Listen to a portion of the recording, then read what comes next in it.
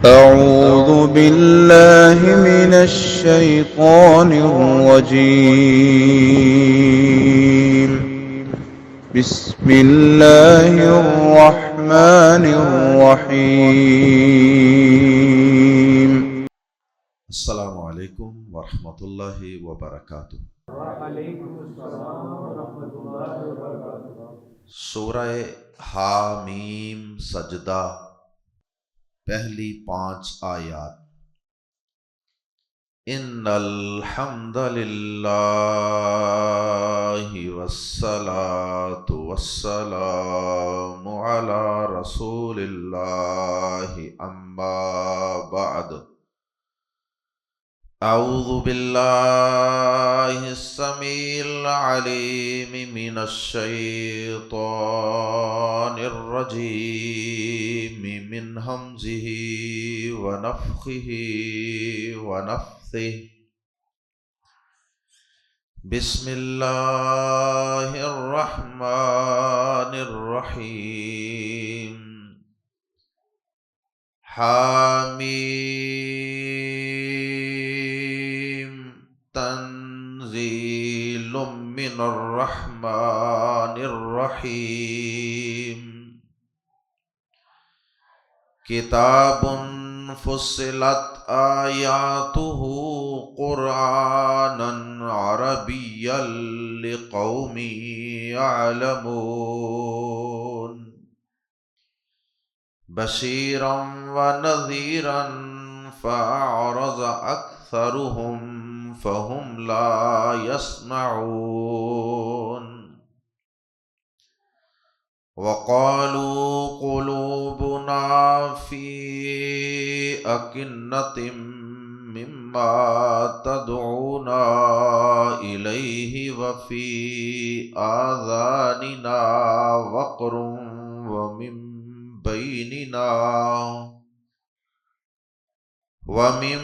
بيننا وبينك حجاب فاعمل إننا عاملون۔ سورت کا نام سورہ حامیم سجدہ ہے۔ اس سورہ مبارکہ کا ایک دوسرا نام بھی ہے، اور وہ بھی اسی سورہ مبارکہ کے آغاز ہی میں تیسری آیت مبارکہ میں استعمال ہوا ہے، اور وہ نام ہے سورہ فصلت۔ تو اس طرح اس سورہ مبارکہ کے 2 نام ہیں، ایک سورہ حامیم سجدہ اور ایک نام سورہ فصلت۔ اس سورہ مبارکہ میں 54 آیات ہیں، 54 آیات، اور اس سورہ مبارکہ میں کل 6 رکوع ہیں۔ اس سورہ مبارکہ کے اندر بھی وہی مضامین بیان ہوئے ہیں جو مکی صورتوں میں عام طور پہ بیان ہوتے ہیں، کیونکہ یہ سورہ مبارکہ بھی مکی صورت ہے، اس لیے اس سورہ مبارکہ میں بھی وہی مضامین ریپیٹ ہوئے ہیں، مختلف انداز کے ساتھ، ایک نئے سٹائل کے ساتھ جو پہلی مکی صورتوں میں بیان ہوئے ہیں۔ بطور خاص اس سورہ مبارکہ میں زمین و آسمان کی تخلیق کے کچھ مراحل اور اس کی کچھ تاریخ بیان کی گئی ہے کہ کس طرح یہ زمین و آسمان اللہ پاک نے پیدا فرمائے، اور اسی طرح اس سورہ مبارکہ میں بطور خاص قیامت کے دن مجرمین کے اعضاء کا اللہ کی عدالت میں گواہی دینے کا تذکرہ ہے، کہ ان کے اعضاء بول کر گواہی دیں گے کہ یا اللہ، یہ بے شک انکار کر رہے ہیں اپنے جرائم سے اور اپنے شرک اور کفر سے، لیکن ہم تیرے حکم سے آج گواہی دیتے ہیں کہ واقعی انہوں نے تیرے ساتھ شرک کیا تھا، انہوں نے ظلم کیا تھا، بغاوت کی تھی، نافرمانیاں کی تھی۔ اسی طرح اس سورہ مبارکہ میں دیگر صورتوں کی طرح اللہ رب العزت کی توحید کے دلائل اور اللہ رب العزت کی قدرت کی نشانیاں جو اس کائنات میں آفاق میں پھیلی ہوئی ہیں، ان نشانیوں کا بھی تذکرہ ہے۔ اور اس سورہ مبارکہ میں اللہ کی توحید کا تذکرہ، اور اس سورہ مبارکہ میں قرآن مجید کی شان و عظمت کا تذکرہ، اور کفار کا کیا طرز عمل تھا قرآن مجید کی آیات کے ساتھ، اور نبی پاک صلی اللہ علیہ وسلم کے ساتھ ان کا کیا رویہ تھا، اس کا تذکرہ ہے۔ اور پھر اسی طرح اس میں تھوڑا سا سابقہ اقوام کا تذکرہ، ان کی تباہی اور بربادی کا قصہ، اور تھوڑا سا تذکرہ ہے حضرت موسیٰ علیہ السلام کا۔ اور اس سورہ مبارکہ میں دو قسم کی آیات یا دو آیات بطور خاص میں تذکرہ کرنا چاہوں گا جو اس سورہ مبارکہ کی مشہور آیات ہیں۔ مقام ہے آیات کا ان الذین قالوا ربنا اللہ ثم استقاموا تتنزل علیہم الملائکۃ الا تخافوا۔ یہ مشہور آیات ہے کہ جب ایمان والے، توحید والے فوت ہوتے ہیں، ان کی روحوں کو قبض کیا جاتا ہے، تو اللہ تعالیٰ کے فرشتے انہیں یہ کہتے ہیں کہ چونکہ تم نے اللہ کو اپنا رب تسلیم کیا، اس پر ایمان لائے، اس کی توحید پر ڈٹے رہے، صرف ایمان نہیں لائے، ثم استقاموا، پھر تم نے اس پر استقامت اختیار کی، ڈٹ گئے، تو اہل ایمان جو توحید پر اور ایمان پر استقامت اختیار کرتے ہیں، انہیں فرشتے کس طرح پروٹوکول دیتے ہیں اور کس طرح ان کو ریسیو کرتے ہیں، اس کا تذکرہ ہے، اور ان کی شان و عظمت کا اور ان کو ملنے والے اعزاز کا تذکرہ ہے۔ ان آیات کے ساتھ ہی متصل بات، آیات کا ایک اور مشہور مقام بھی ہے، ایک گروپ آیات کا، اور آیات کا ایک اور مشہور گروپ بھی ہے، اور وہ کیا ہے؟ وہ ہے دعوت اللہ کے بارے میں آیات، اللہ کی طرف دعوت دینے کی فضیلت، عظمت، کہ یہ سب سے اچھا کام ہے، سب سے بہترین آواز پکار اس شخص کی ہے جو لوگوں کو کسی اور چیز کی طرف نہیں بلاتا، فقط اللہ کی طرف بلاتا ہے، اس سے بہتر کسی کی بات نہیں ہو سکتی۔ اور پھر ساتھ ہی اللہ پاک نے دعوت اللہ پیش کرنے کے کچھ اصول و ضوابط اور اس کے کچھ اسلوب اور اس کی کچھ حکمتیں بیان فرمائی ہیں کہ ایک داعی کو کن چیزوں کا اہتمام اور التزام کرنا چاہیے۔ آیات کون سی ہیں؟ بڑی مشہور آیات ہیں، وَمَنْ أَحْسَنُ قَوْلًا مِّمَّنْ دَعَا إِلَى اللَّهِ وَعَمِلَ صَالِحًا وَقَالَ إِنَّنِي مِنَ الْمُسْلِمِينَ۔ یہ آیات بھی اس سورہ مبارکہ ہی میں موجود ہے، تفصیل ان کی انشاءاللہ ان کے مقام پر پڑھیں گے۔ آج ہم نے اس سورہ مبارکہ کی پہلی 5 آیات کی تلاوت کرنے کی سعادت حاصل کی ہے۔ پہلی 5 آیات میں اللہ پاک نے قرآن مجید کی شان و عظمت کا اور اس کی کچھ صفات کا تذکرہ کیا ہے، اور اس کے ساتھ ہی قرآن مجید سے اعراض کرنے والے، قرآن مجید سے منہ موڑنے والے کافروں کے کچھ اقوال اور ان کے کچھ بہانوں کا تذکرہ کیا۔ آئیے قرآن مجید کے الفاظ میں ہی پڑھتے ہیں پہلی 5 آیات۔ بسم اللہ الرحمن الرحیم۔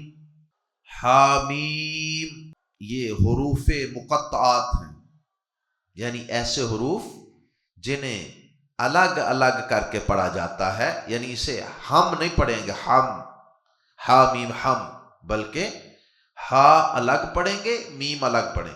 اور اس کی تفصیل ہم سورۃ البقرہ میں بھی پڑھ چکے، اور اس کے علاوہ اور بھی کئی صورتوں کے آغاز میں حروف مقطعات کی تفصیل پڑھ چکے ہیں۔ ان کا کوئی الگ سے میننگ اور معانی نہیں ہے، البتہ یہ قرآن مجید کا حصہ ہیں، ان پر ایمان لانا یہ ضروری ہے، اور اکثر اہل علم کے نزدیک ان کا مقصد کافروں کو چیلنج دینا ہے۔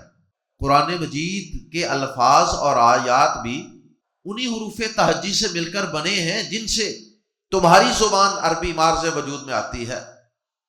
قرآن مجید کے حروف تہجی الفابیٹس اور اس کی گرامر اور اس کے الفاظ اور جملے وہ کوئی الگ نہیں ہیں، یہ وہی زبان ہے، اور اس کے اندر بھی وہی حروف تہجی ہیں جو تم اپنی شعر و شاعری میں اور روزمرہ زندگی میں استعمال کرتے ہو۔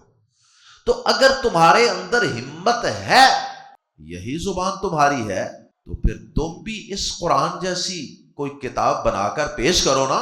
اگر تم یہ کہتے ہو کہ یہ قرآن اللہ کی طرف سے نازل کردہ کتاب نہیں ہے، بلکہ یہ نعوذ باللہ محمد صلی اللہ علیہ وسلم نے خود ہی گڑھ لی، تو پھر تم بھی ہمت کرو، اسی قرآن کے حروف تہجی الف با تا تھا ان کو استعمال کرو اور بناؤ تم بھی ایک کتاب اور پیش کرو جو اس قرآن کا مقابلہ کرنے والی ہو۔ چلو پورا قرآن نہ صحیح، کوئی 10 صورتیں بنا کے دکھا دو، ایک صورت ہی بنا کے دکھا دو۔ اللہ پاک نے یہ سارے چیلنج قرآن مجید کے مختلف مقامات پہ کیے ہیں، تو غالباً اکثر اہل علم کا خیال یہ ہے کہ یہ حروف تہجی ایک قسم کا کافروں کو چیلنج ہے قرآن مجید بنانے کا، اور یہی وجہ ہے کہ حروف تہجی یہ جو حروف مقطعات ہیں ان کے فوراً بعد قرآن مجید ہی کا تذکرہ ہوتا ہے، جیسا کہ پہلے بھی ہم دیکھ چکے ہیں۔ الف لام میم کے بعد بھی ذالک الکتاب لا ریب فیہ، یاسین ہے تو یاسین، اس کے فوراً بعد بھی والقرآن الحکیم۔ اسی طرح یہاں بھی دیکھ لیجئے حامیم تنزیل من الرحمن الرحیم، قرآن کا تذکرہ، تنزیل اتاری ہوئی ہے، تنزیل کے اندر تدریج پائی جاتی ہے، نزل ینزل تنزیل میں تدریج پائی جاتی ہے، آہستہ آہستہ مرحلہ وار تقریباً 23 سال کے عرصے میں قرآن مجید کو اللہ پاک نے پیارے نبی جناب محمد الرسول اللہ صلی اللہ علیہ وسلم کے قلب اطہر پر، قلب صادق پر نازل فرمایا۔ جیسے جیسے قرآن مجید کی لوگوں کو ہدایت کے لیے، رہنمائی کے لیے ضرورت پیش آتی رہی، اللہ تعالیٰ ویسے ویسے تھوڑا تھوڑا کر کے نازل فرماتے رہے۔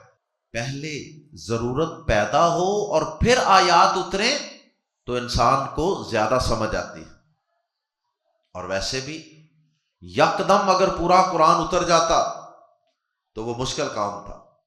دیکھیں طالب علموں کو بھی آہستہ آہستہ تھوڑا تھوڑا سبق دے کر پوری کتاب پڑھائی جاتی ہے، یکدم پوری کتاب نہیں پڑھا دی جاتی۔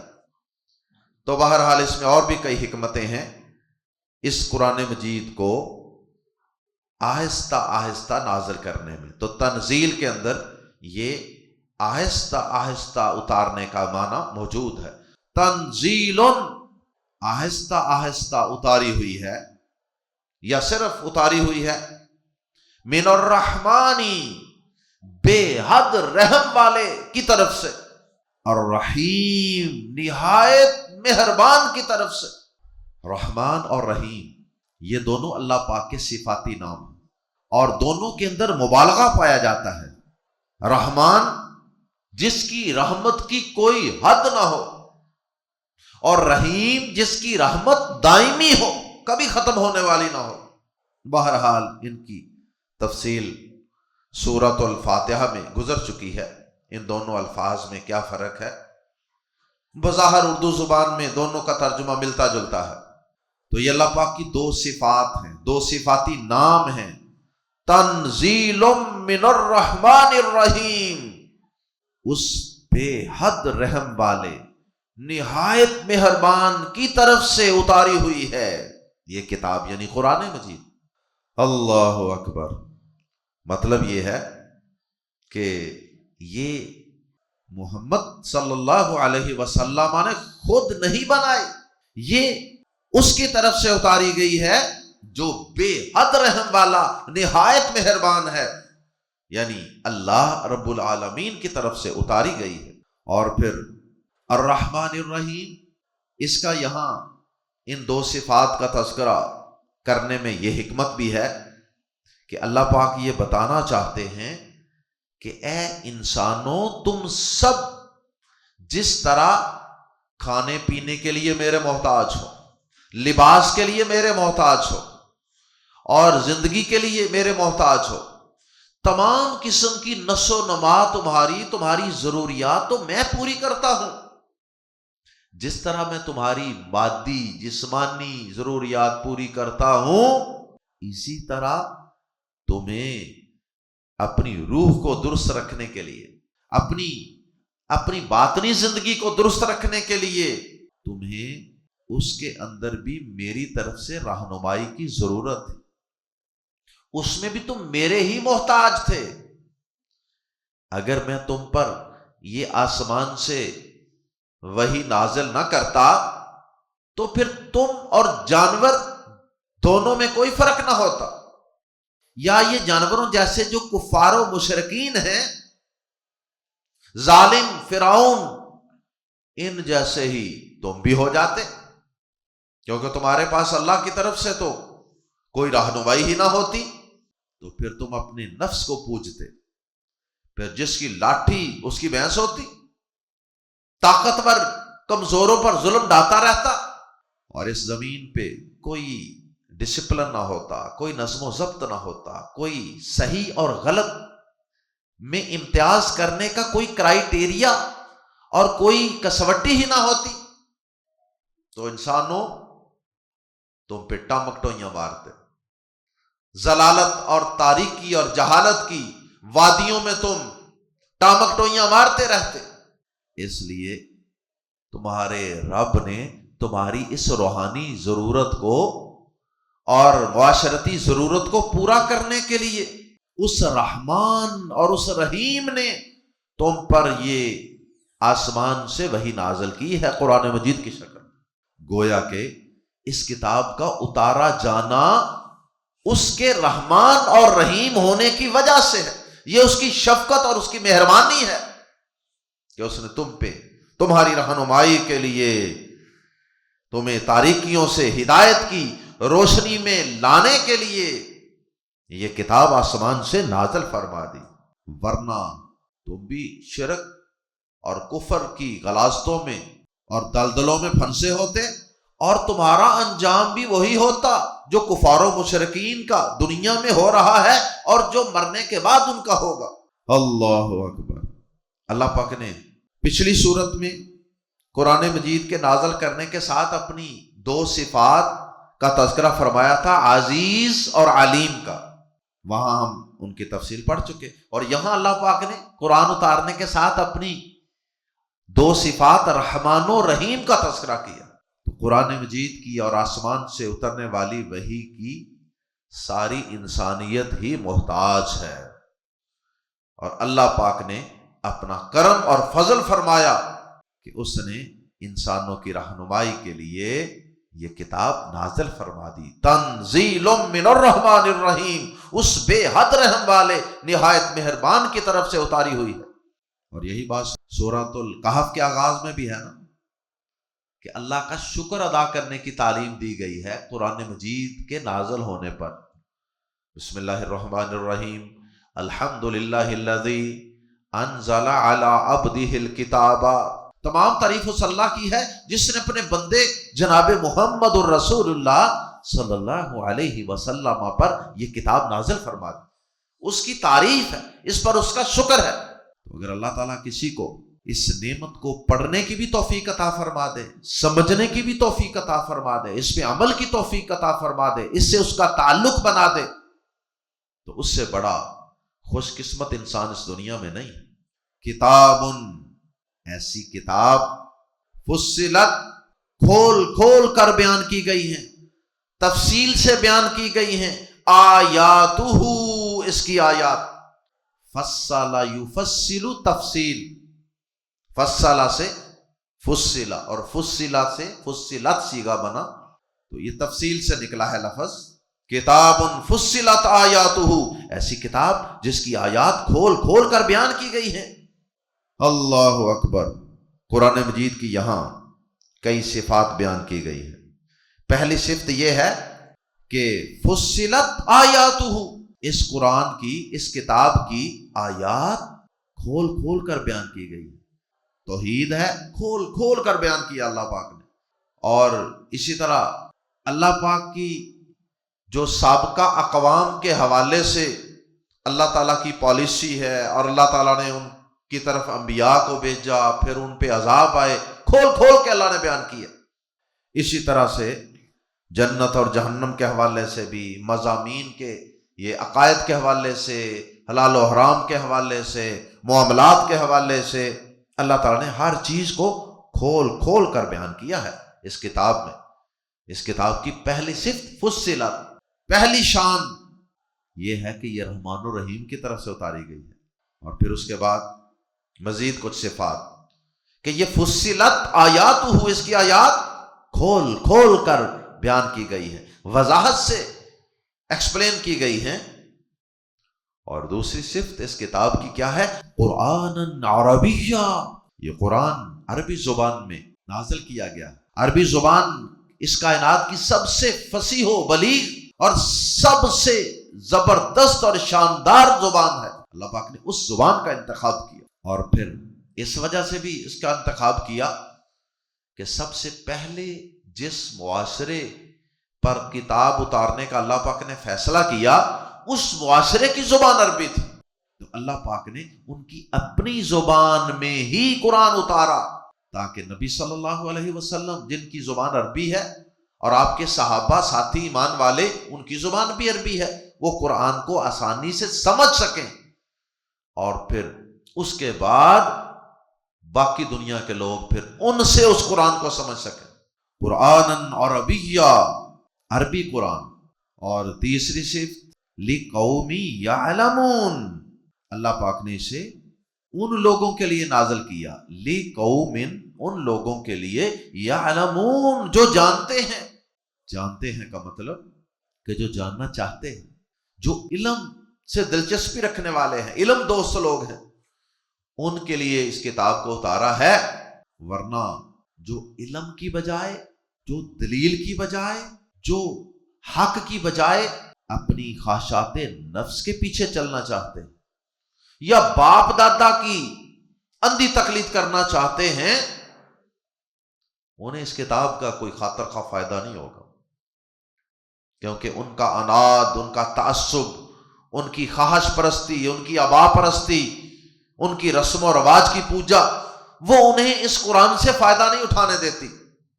اور اللہ پاک نے سورہ عنکبوت کی آیت نمبر 43 میں فرمایا قرآن مجید کے متعلق ہی، وَتِلْكَ الْأَمْثَالُ نَضْرِبُهَا لِلنَّاسِ، یہ قرآن مجید کے اندر بیان کردہ مثالیں، ان کو ہم لوگوں کے لیے بیان کرتے ہیں، وَمَا يَعْقِلُهَا إِلَّا الْعَالِمُونَ، اور نہیں ان مثالوں کو سمجھتے مگر علم والے۔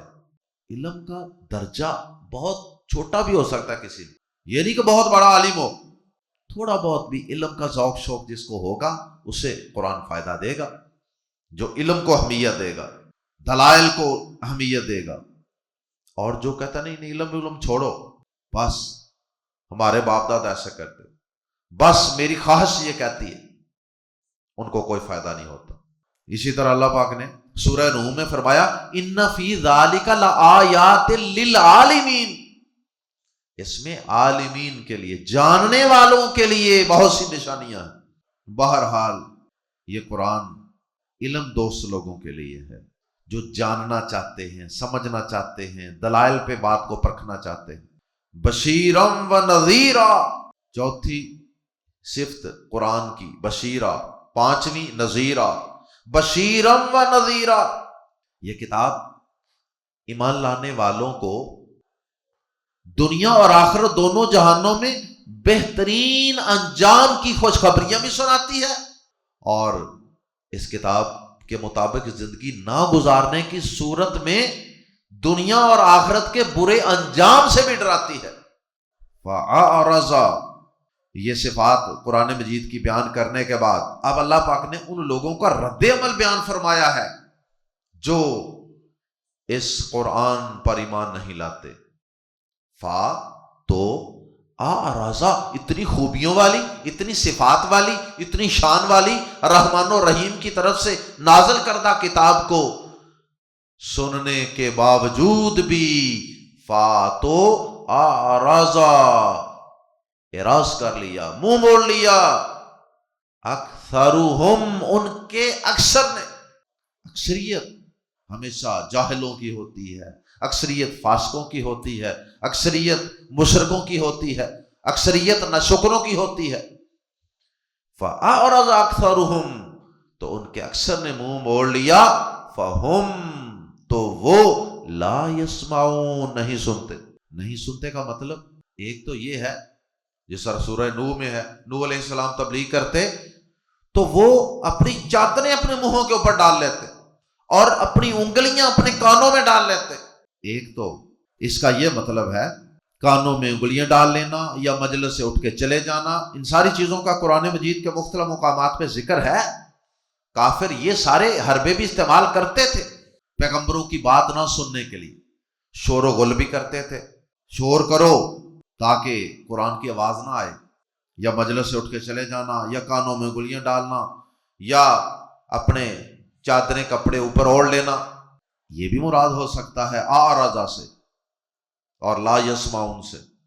اور دوسرا اس کا مطلب یہ ہے کہ اگر سن بھی لیا نا کبھی تو وہ سنا انہوں نے تنقیدی نظر سے ہے، نہ ماننے کی نیت سے ہے، سمجھنے کے لیے سنا ہی نہیں۔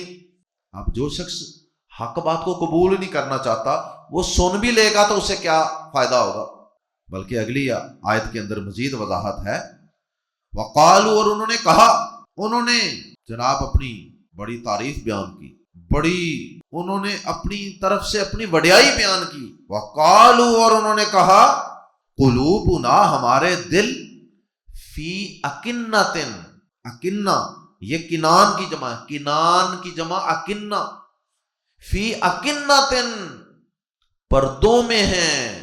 انہوں نے کہا ہمارے دل پردوں میں ہیں، مما، یہ اصل میں ہے من سے، ما جو، تدعو، تو بلاتا ہے، نا ہمیں، الیہ، جس کی طرف، ہمارے دل اس بات سے پردوں میں ہیں جس کی طرف تو ہمیں بلاتا ہے، یعنی ہمارے دلوں پر غلاف چڑھے ہوئے، پردے چڑھے ہوئے، تیری بات ہمارے دلوں کی گہرائی میں اتر ہی نہیں سکتی۔ اللہ اکبر، استغفر اللہ۔ اور وفی آذاننا، اور ہمارے کانوں میں، اذن ان کی جمع آذان، وقرن، وقرن کا لفظی معنی ہے بوجھ، لیکن مراد ہے بہرا پن۔ وفی آذاننا وقرن، اور ہمارے کانوں میں بہرا پن ہے، ہم بہرے ہیں، ہمیں تمہاری آواز نہیں سنائی دیتی۔ وَمِن بَيْنِنَا، اور ہمارے درمیان، وَبَيْنِكَ، اور تیرے درمیان، ہمارے اور تمہارے درمیان، حجاب، ایک پردہ ہے۔ استغفر اللہ، ایک پردہ ہے۔ حجاب کی تنوین کی وجہ سے ہم یہ ترجمہ بھی کر سکتے ہیں کہ بھاری پردہ، موٹا پردہ۔ اور ویسے وہ تو اپنی طرف سے اس کو بڑے فخر سے بیان کرتے تھے نا یہ بات، کہ ہم پہ نہیں اثر کرتی تمہاری باتیں، تم ہمیں کبھی نہیں سمجھا سکتے۔ اللہ پاک نے سورۃ البقرہ کی آیت نمبر 88 میں فرمایا، وَقَالُوا قُلُوبُنَا غُلْفٌ، وہ کہتے کہ ہمارے دل غلاف میں محفوظ ہیں، توحید پروف، قرآن پروف، وحی پروف ہیں۔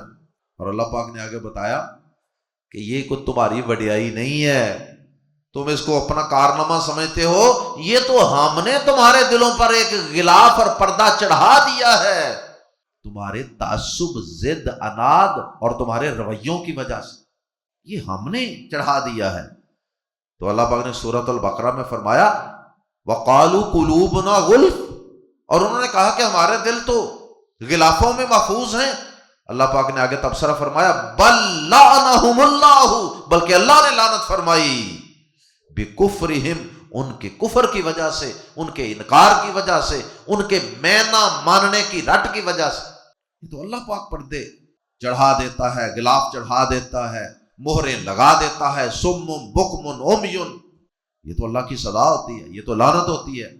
اور یہ احمق یہ سمجھتے ہیں کہ یہ ہمارا کمال ہے، اور پھر نبی پاک صلی اللہ علیہ وسلم کو مزید مایوس کرنے کے لیے انہوں نے کہا کہ کہیں ان کو ہمارے متعلق یہ کوئی امید نہ پیدا ہو جائے کہ شاید ہم نصیحت کو مان لیں گے، شاید ہم ایمان لے آئیں گے۔ مایوس کرنے کے لیے کہا فعمل، پس اے نبی، وہ تو نبی نہیں مانتے تھے، ہم نبی کہہ رہے ہیں، فعمل، پس عمل کر اے محمد صلی اللہ علیہ وسلم، اننا، بے شک ہم بھی عاملون، عمل کرنے والے ہیں۔ آپ جس دین پر لگے ہوئے ہیں نا، آپ اس پہ لگے رہیں، اور ہم جس کو صحیح سمجھتے ہیں، جس ابا پرستی کو، باپ دادا کے دین کو، خواہشات پرستی والے دین کو، انا پرستی والے دین کو، شیطان پرستی والے دین کو، شرک، بت پرستی، ہم اس پر لگے ہیں، ہم بھی اس پر عمل کرتے رہیں گے، آپ اپنے دین پر عمل کرتے رہیں۔ یعنی یہ بڑا انہوں نے دو ٹوک اپنا موقف بیان کر دیا کہ ہم سے کسی قسم کی کوئی لچک کی امید نہ رکھنا، آپ اپنے دین پہ لگے رہو اور ہمیں نہ چھیڑو، ہم اپنے ابا پرستی والے دین پر، جہالت والے دین پر، بت پرستی والے دین پر لگے رہے۔ اللہ ہم سب کو قرآن مجید کو سمجھنے اور اس کے احکام و مسائل پر غور و فکر کرنے اور اس کے مطابق اپنے عقائد کو درست کرنے کی توفیق عطا فرمائے۔ اللہ جب تک زندہ رکھے اس قرآن کو سمجھنے، پڑھنے، اس پر عمل کی توفیق عطا فرمائے، اس سے محبت کرنے کی توفیق عطا فرمائے۔ سبحانک اللہم و بحمدک، اشہد ان لا الہ الا انت، استغفرک و اتوب الیک۔